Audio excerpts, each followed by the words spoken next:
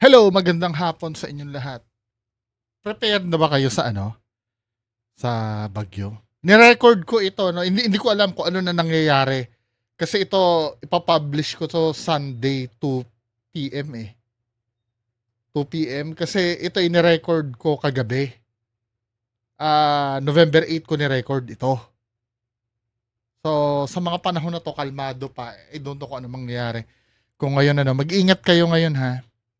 Isa sa mga ito, no, mag-usap tayo regarding do sa bagyo. Isa sa mga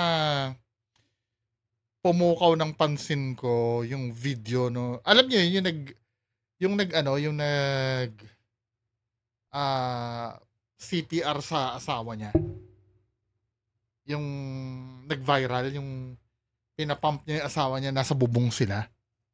Isa yun sa sa pinaka naapektuhan ako na napanoorin na para bang yun nangyayari yung ganun sa sa pelikula lang nangyayari. Parang napaka-tragic nun,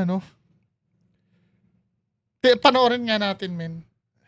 May mga parts siguro, baka, kasi alam ko naharang ako dito ng Facebook naharang ako dito kasi masyadong traumatic yung pinakita. Baka i-re-upload ko uli ito. Wala na yung scene na yun, pero sige, subukan natin. Or iba-blurred ko siguro. O whatever. Kasi yun ng social media yun parang binlock siya Play natin to. Mga kapuso, sensitibo po ang balitang ito. Hindi lang matinding ulan ang bumuhos sa mga nasalanta ng Bagyong Tino sa Cebu, sakit at hinagpis din ang inabot ng mga kamatayan gaya ng isang lalaki sa Liloan na pilit isinalba ang nalunod niyang misis. Ang madamdaming tagpo. At dahil dito, nabubuhay na naman yung galit sa mga sa mga corrupt, no? Although na para bang ang layo niya, no? Kung tutuusin, act of nature yan Bakit palagi na isisingit yung mga corrupt? I don't know, no? Siguro dahil nature na natin maghanap ng sisisihin. Pero in reality kasi, supposed to be yung mga nangyayari na yan. For me, although na sabihin mong hindi siya preventable, pero mamiminimize, yun ang magandang term mamiminimize yan kung ang ating gobyerno seryoso 'di ba? Seryoso sa mga project na ginagawa. Kasi sa gusto mo, nagiging extreme kasi ang weather ngayon. Kahit pa sabihin mo na, kasi sinasabi ng iba, kahit naman mag-flood control project yan, talagang lumalakas na talaga ang bagyo Hindi mo na, oo nga, pero dapat, umiigting din lalo yung mga ginagawa natin na paghahanda. Hindi yung parang ganito, nung araw ganito lang ang bagyo, ang paghahanda natin ay ganito lang. Siyempre tataas yan. Kailangan taasan mo rin yung standard mo. Maghahabulan kayo. 'Di ba? Hindi talagang tumataas yun. Kaya hanggang dito na lang tayo, tumataas naman talaga yung bagyo Kasi ibig ko sabihin, kaya dapat may yung katulad ng sinabi ko kahapon, yung may mga urban planner na mga gagaling sa Pilipinas na hindi pinakinggan dati, na predicted na mangyayari talaga yan. 'Di ba? Kaya at some point, naiintindihan ko na sisisihin na naman yung mga corrupt. Kasi talaga kung hindi pangungurap ang inisip nila, dapat naiisip nila yung future na yan na mangyayari talaga ito Kasi alam naman natin, 'di ba, ang Pilipinas ay isang bansa na prone sa calamity. Particularly sa bagyo. 'Di ba? History na lang ang magdidikta sa atin na ang lalakas ng mga bagyo na dumadaan sa atin. Bakit hindi tayo magkaroon ba't hindi seryosohin yung program na yan? Kung ang Japan nga 'di ba prone sila sa lindol? Shout out Ma'am Lin Sudo, 'di ba? Diyan sa inyo, Ma'am Lin Tamori, diyan sa inyo sa Japan. 'Di ba prone kayo sa earthquake diyan? Nag-iisip ang Japan na para ma-improve nila yung although na hindi perfect, katulad nung nangyari dun sa Fukushima power plant ba yon? na nagkaroon ng meltdown, yung nuclear power plant. Although na may mga disaster na ganon, pero ano ang mga Japanese talaga nag-a-adapt Sana ganon din ang Pilipinas. Di ba? Naaano din natin. May viral nga ako nakikita na na yung flood control ng Japan daw, yung parang meron siyang parang underground na nakalaan doon na doon pupunta lahat ng rainfall. Di ba? Dapat nag-iisip tayo ng ganun Ewan ko, ang inisip ng mga namumuno sa atin kung paano makabili ng ng sarili nilang eroplano. Kung paano mag-flex yung anak nila, kung paano mag-shopping yung asawa nila di ba, min? Kaya talaga next election, Diyos ko, Pilipinas, matuto na tayo kahit anong kulay. Ako, suggestion lang naman pero nasa demokrasya tayo nasa kamay nyo pa rin Kung ako ang masusunod, kung ako lang huwag na tayong bumuto ng kahit anong may kulay. Kay BBM, Dilawan, DDS o wag na. Kasi pag ganito pag naupo na naman ang mga DDS, walang gagawin niya kundi manisi dun sa dating pamumuno. Pag naupo uli ang BBM, ang mga loyalista, walang gagawin niya kundi manisi na naman dun sa lalo na mga dilaw, manunumbat na naman yan, ang kabayanihan na naman nila Ninoy ang, di ba men? Tapos na sila Hanggat maaari, fresh tayo. Susugal na naman uli tayo pero di ba, wag nating idaan dahil popular yung apelyido or or guwapo or dahil artista, dahil sikat. Di ba? Magtiyaga kayong manood ng nung mga debate. Magtiyaga kayong manood. Kasi sometimes boring kasi yun Yung papanoorin mo yung mga plataforma, boring yun Ang gusto natin yung sayawan, di ba? Yun ang gusto natin pagka araw ng eleksyon. Yung abutan ng sobre. Diyos ko, Pilipinas, magbago ka na. Di ba? Magbago ka na. Hoy, magbago ka na. Tama na yan. Sa Pilipinas kayo maging loyal, wag sa mga tao.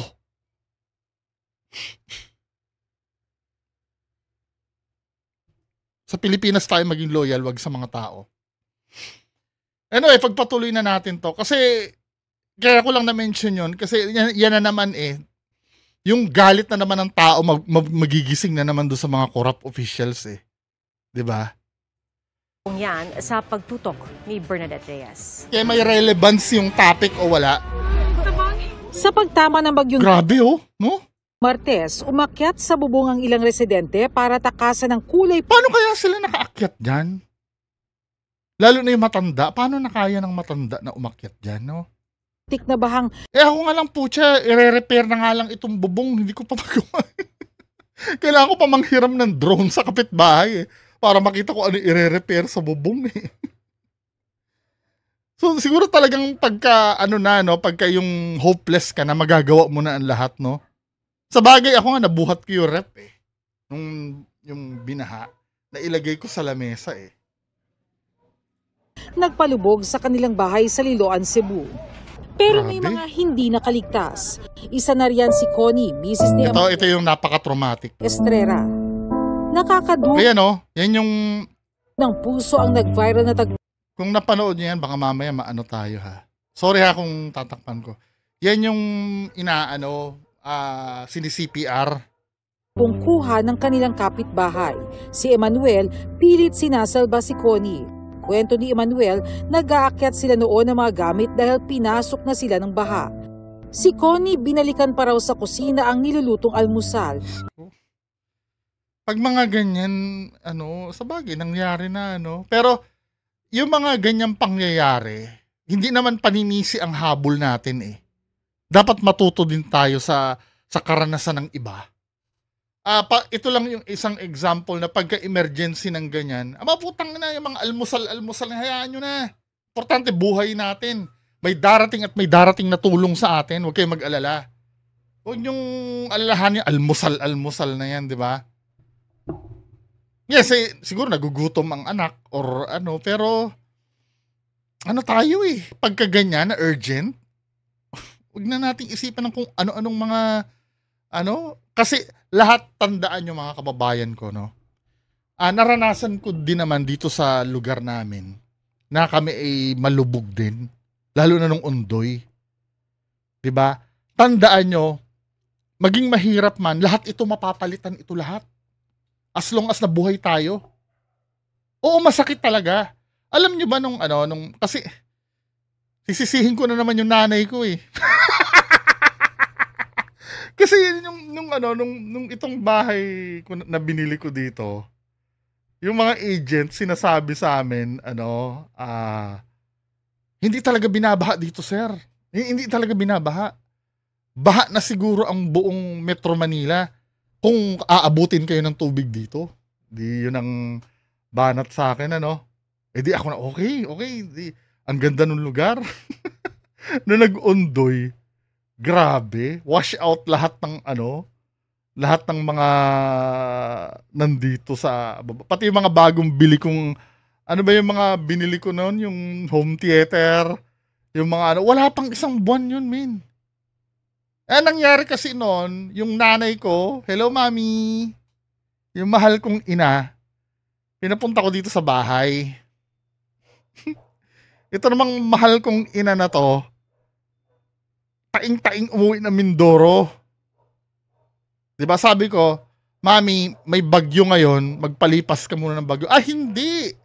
Atat na atat siyang umuwi ng Mindoro kasi nandun yung paborito niyang anak na lalaki, nami-miss niya na. Yung kuya ko. Tatawag yun sa akin mamaya. Excited na makita yung kanyang paboritong anak na panganay. Di wala magawa, di hinatid ko si mami sa ano, no? Sa sa do sa terminal ng bus ba yon or ano?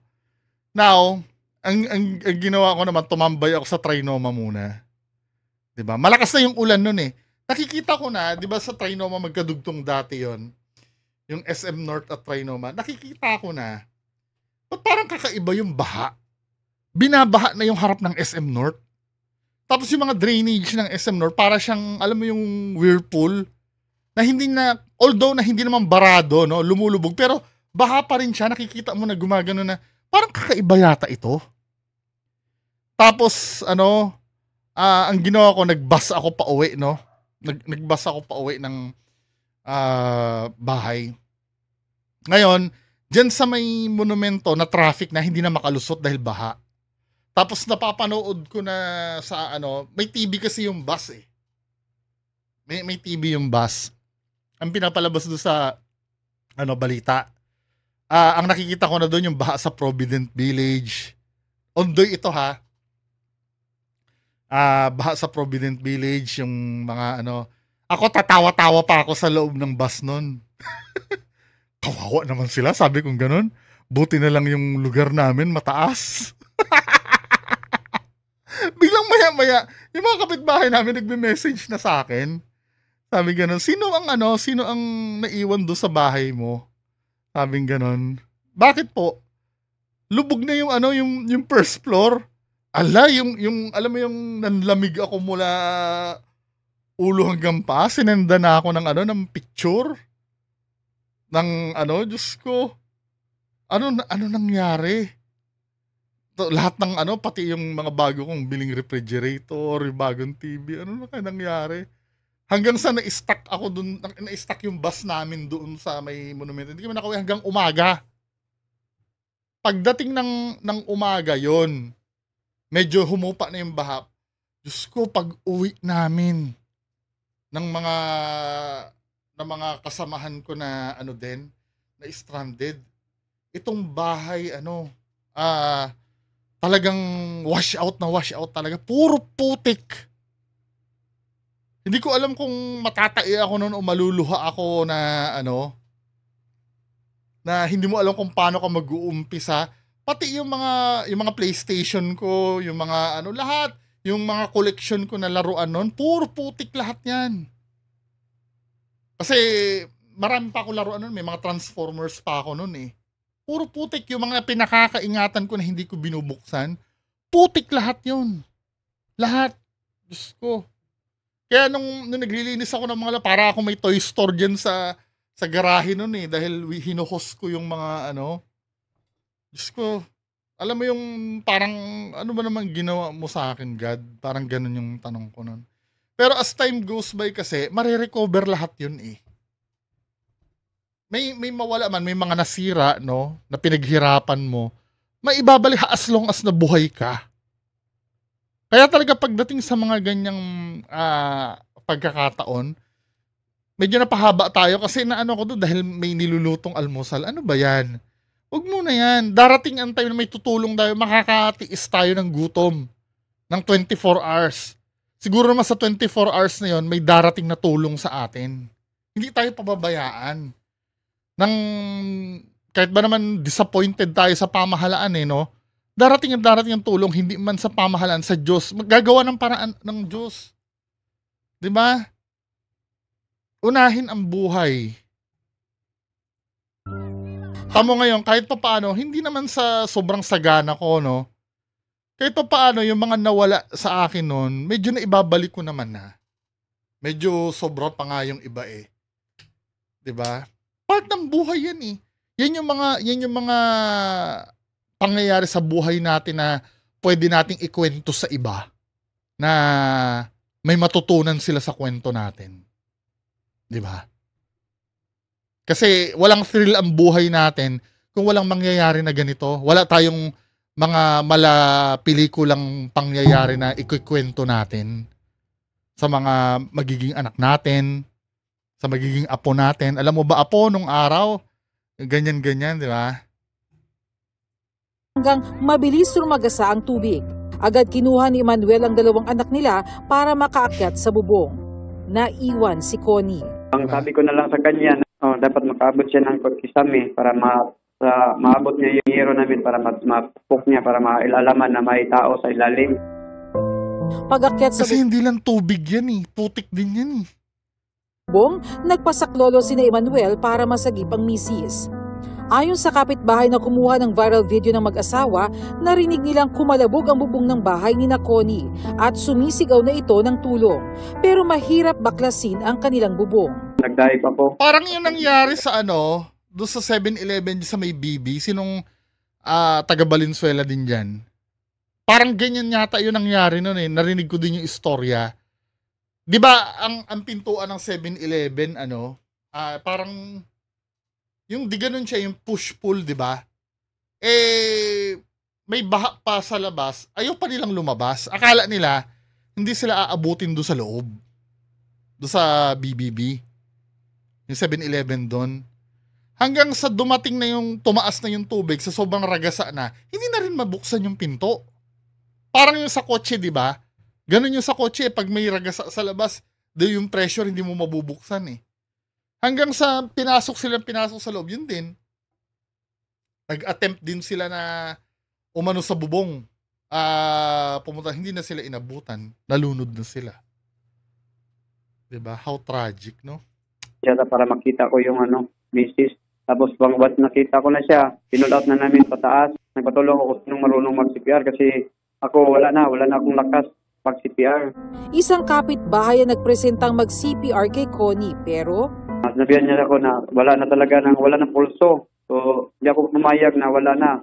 Kasi may milagro naman eh. So, ako na lang. Totoo naman yun. Diba?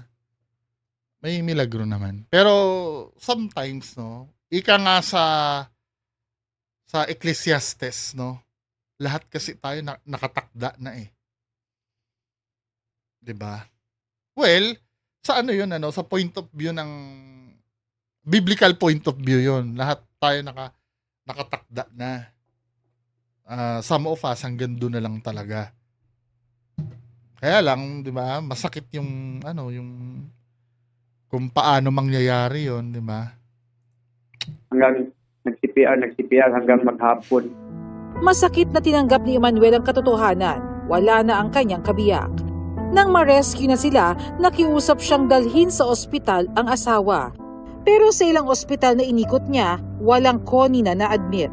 Sa huli, nakita na niya ang misis sa punerarya. Date, may milagro naman eh. Kung hindi sila naman naniniwala sa milagro, ako naniniwala. Hindi ako aalis sa asawa ko kung hindi sila nagpaasa. Nakikituloy muna sa mga kaanak ang dalawang anak ni Emmanuel. Nakaburol naman si Connie, ang kanyang high school sweetheart, katuwang sa pagpundar ng kanilang bahay at pagbuo ng kanilang pamilya. Misyong mag-isa na lang niyang itataguyod. Dahil para kay Emmanuel, si Connie walang kapalit. Ikaw lang ang nag-iisa. Sabi ko, ikaw na ang... Siyempre, ngayon mo lang masasabi yan kasi fresh pa eh. Hindi sa ina-antagonize ko si Sir, ano? Siyempre, mag-heal pa yan. Pero pag nag-heal na yung sugat na yan, mag-open uli yung puso mo para sa iba. Diba? Mag-open uli yung ano mo. Hindi naman diba? Alam ka namang magpakalungkot ka habang buhay, diba? Simula at katapusan. So lahat ng mga pangarap natin, uuwi natin kasama yung mga bata. So, i-guide mo lang kami. Para sa GMA Integrated News, Bernadette. Then yung sa Yolanda pa, speaking of bagyo, naalala niyo sa Yolanda. Ito pa. Para hindi pa man nakakabangon sa pananalasa ng Bagyong Tino, naghahanda na ulit sa paglikas. Ang mga residente naman. Kawawa naman yung mga taga Cebu, no?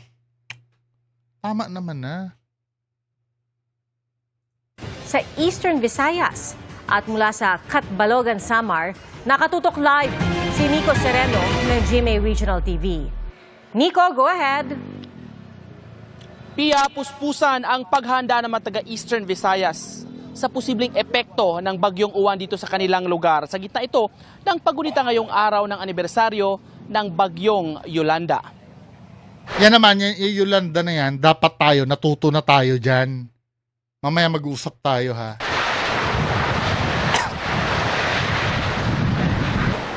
November 8, 2013, nang humagupit ang super bagyong Yolanda sa Eastern Visayas na ikinasawi ng mahigit 6,000. Sa pagunita ng ika-12 anibersaryo ng pagtama ng bagyong Grabe, no? Yolanda, Minas grave na sila, no? ilang pag-alala sa kanila. Si Melchor Cerevilla, emosyonal pa rin tuwing naaalala ang bagyo. Nakaligtas siya nang kumapit sa puno ng niyog, pero hindi nakaligtas ang kaniyang apo. Yung mga kalamnang ko. Pag nakakarinig ako ng may bagyo, parang na ako. Traumatic ang tagal na. na eh. Pero hindi mo maiwasan eh.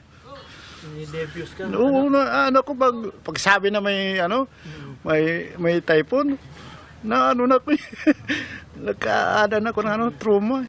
Kaya ang paalala ng lokal na pamahalaan, huwag kalimutan ang mga aral na iniwan ng trahedya. Lalo't isa na namang super bagyo ang nagbabadya. Ano yung aral nun? Alam mo, isa rin yan, kaya kahit kailan talaga, hindi nyo makukumbinsi na gustuhin ang mga dilaw eh. Mga panahon ni Noy Noy. Naalala nyo kung paano nila na-mismanage yan? Yung mga pinadala ng mga American na relief goods, nabulok di ba lahat? Na supposed to be na ipamigay yun sa mga tao eh. Inuud yung iba eh. Anong ginagawa doon? Binubuksan yon. Pag may nakitang spam, itatabi. Totoo yan. Alam mo kung paano ko nalaman? Di ba na-admit sa heart center yung anak ko? Nasa ICU yung anak ko eh. Kami noon, meron kasi kaming isang lugar na parang evacuation center. Nakakaawa yung namin eh. Na naghihintay kami kung anong balita doon sa ICU. Nasa isang lugar sa evacuation center. Parang nasa floor kami eh. Parang waiting area. Ang mga nakasama ko doon, puro taga-Samar. Mga taga-Samar na survivor ng Yolanda. Biruin mo, sa TV daw, nakikita nila, gutom na gutom sila lahat. Yung sa TV nakikita nila may mga pinapadala yung yung mga taga-ibang bansa. Alam niyo yung box na USAID. 'Di ba? Na galing sa US na binababa ng chopper. Biruin mo, in-announce na yung pinakita na sa news ngayon. 2 linggo na hindi pa nakakarating sa kanila. Nalaman-laman nila, nasa barangay level, ang ginagawa ng mga barangay captain, binubuksan yung yung, di ba kahon yon? Pag may nakikitang spam doon, kinukuha. Alam mo kung gaano kahayop? Pati yung mga dinonate ng Crocs na imported na Crocs, ninegosyo eh. Diyos ko naman, pag mga ganun na na mga hindi nyo na dapat pinakikialam yan, diretso bigay. Tapos ngayon, 'di ba, nakita natin yung mga Yolanda relief goods na bulok. Tingnan nga natin, makakalkal pa ba natin 'yon?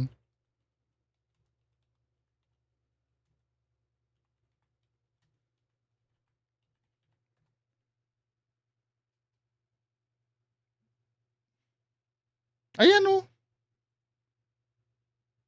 mga nabulok lahat 'yan, mga imported lahat ito. Tapos 'di ba ang naibigay sa sa sa mga victims ng Yolanda, dinonate ng ibang bansa, $10 billion, 'di ba? Just imagine ilan yung $10 billion. Tapos naalala ko, emotional pa yung nagkwento sa akin eh. Yung taga Samar din. Yung pinamahagi ni Noynoy daw na bahay. 'Di ba? Yung parang ang sahig ang dingding daw lang, yung parang banig lang yung dingding. Na kung ano yung pinag-uusapan daw sa kabilang bahay, naririnig daw nila. Parang wala talaga silang privacy na dingding lang. Napaka-bullshit ng pabahay na yon. Ito yata yun Nabulok lahat yan, min. Na sana napakinabangan niya ng mga kababayan natin. Anong ginawa dyan? Diba? May mga damit pa dyan. At naging abula. Sinunog kahapon ang 4 na container van ng relief goods mula sa mga bansang US, Belgium at Norway na 2014 pa dumating sa Cebu. Pero hindi raw nagawa ng kaukulang dokumento ng consignee, kaya nabulok. Tignan mo kung gaano kagago. Ba't kailangan dodokumentohin pa yan? Diba? Kung donation niya, diniretso na dapat yan. Pinamigay na, wala dapat nagutom. Alam mo yung yung nagligtas daw sa kanila, yung mga US na na soldier, alam mo yung MRE? Yun ang kinain daw nila kahit na daw hindi daw sila sanay sa ganon. May mga masasarap naman daw na MRE. Meron namang iba na hindi. Yung pang-military. Diyos ko, ang gaganda daw nung nakikita nilang tulong na pinapadala ng ibang bansa sa Pilipinas. Hindi nila daw natikman kahit kailan. Kaya, yung Yolanda funds na yon, saan napunta yon? Yun lang ang titingnan mo eh. $10 million, magkano yung pagka-kinonvert sa pesos? Baka kaya mong bigyan ng tigwa 1 million yung mga pamilya ng nasalanta eh. 'Di ba? Tapos ngayon, ibibida nyo yung mga dilaw na yan, na matitino yan, yung mga pinklawan na yan. Sorry ayoko maging political, pero ito, gunitain nyo ito. Yang nangyari na yan dati. Yung Yolanda funds na napunta yun. May mga rumor, hindi naman confirmed, na yun daw ay ginamit ni Mar Rojas daw nung eleksyon. Diba? Yung Yolanda funds na yon. Pero hindi malinaw eh. Kahit nga Linkin Park nag-donate dyan eh. Sa charity na yan eh.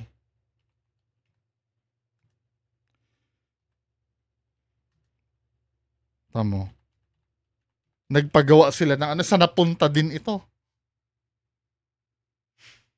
Ayan $350,000 naman yung nalikom nito. Typhoon Haiyan Concert for the Philippines. Yan dapat ang tingnan nyo.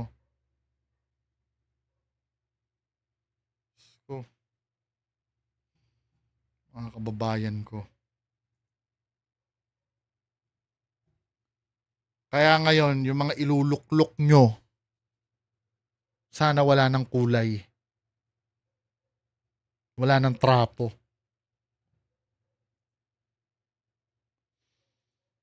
Kawawa ang Pilipinas. Pera na yun eh. Nandiyan na yung budget oh. Ang dami-dami pang pinagdaanan na hindi maintindihan. 'Di ba? Every time na kinikwento yon, yung ganon, nung nakasama ko yung mga taga-Samar, umiiyak sila. Ayaw na, ni sa panaginip daw, ayaw na nila maulit yon. The government is prepared, but we cannot handle 200,000, 300,000 people. You yourselves have to be prepared. It's like 24 hours, 48 hours to prepare. Imagine, kailangan maglabas pa ako ng liquor ban. Bakit? May mga iba dyan, matitigas ang ulo eh. Sabihin na, sir, malamig, kaya umiinom kami. O. Yun din, tulungan nyo din naman ang sarili nyo. Ilan ang namatay ng mga lasing nung Yolanda? Ang daming namatay. Ang mga tagadulag sa Leyte handa namang lumikas ulit kahit hindi pa tuluyang nakakabangon mula sa pananalasa ng bagyong Tino. Malaking alon hanggang kalsada. Takbuhan kami. Successive naman ang ano dito. Huwag na rin matigas ang ulo, naranasan nyo na eh. Diba? Hindi na pagkatiwalaan. Nagpulong na kahapon ang iba't ibang ahensya sa Eastern Visayas region para paghandaan ang bagyong Uwan. Iminungkahi nila ang preemptive o forced evacuation sa mga LGU. Diyos ko, sa mga oras na to, na pinablik ko na itong vlog ko na to, sana maging maayos ang lahat. 'Di ba? Let's face the reality na hindi magiging smooth dahil sobrang lakas ng bagyo eh. Pero lahat tayo maging maayos lahat. 'Di ba? 'Yun lang naman. Magandang hapon sa inyo lahat. Bye-bye.